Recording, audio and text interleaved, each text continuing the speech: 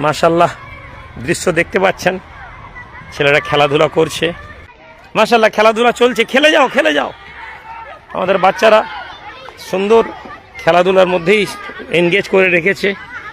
পড়াশোনার সাথে খেলাধুলা, ইসলামের ভারসাম্য শিক্ষা।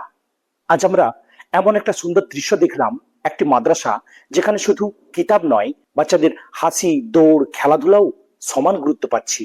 প্রতাপপুর দরবার শরীফের সৈয়দ খালেদ আলী মডেল মাদ্রাসা সত্যি একটি ভারসাম্যপূর্ণ শিক্ষার দৃষ্টান্ত। কেন খেলাধুলা জরুরি?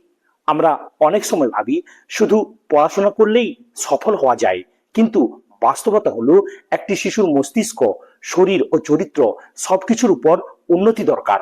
খেলাধুলা শিশুকে শেখায় শৃঙ্খলা, দলগত কাজ করা অর্থাৎ টিমওয়ার্ক করা, ধৈর্য ও আত্মবিশ্বাস শেখায়। তাই পড়াশোনার পাশাপাশি খেলাধুলা একটি প্রয়োজন, বিলাসিতা নয়। ইসলাম কি বলে? ইসলাম কোনোদিনই কেবল কঠোরতা শেখায়নি, বরং দিয়েছে সুন্দর ভারসাম্য। হযরত মুহাম্মদ সাল্লাল্লাহু আলাইহি ওয়াসাল্লাম নিজেও খেলাধুলাকে উৎসাহ দিয়েছেন। হাদিসে এসেছে, তোমরা সন্তানদেরকে তীরন্দাজি, সাঁতার ও ঘোড়ায় চড়া শেখাও। অর্থাৎ ইসলাম চায় শিশুরা শক্তিশালী, দক্ষ ও সুস্থ হোক। আসুন আরেকটি সুন্দর ঘটনা নিয়ে আলোচনা করি। নবী পাক সাল্লাল্লাহু আলাইহি ওয়াসাল্লাম তার স্ত্রী হযরত আয়েশা রাদিয়াল্লাহু তাআলা আনহার সাথে দৌড় প্রতিযোগিতা করেছিলেন। ভাবুন, একজন নবী নিজেই খেলাধুলায় অংশ নিচ্ছেন।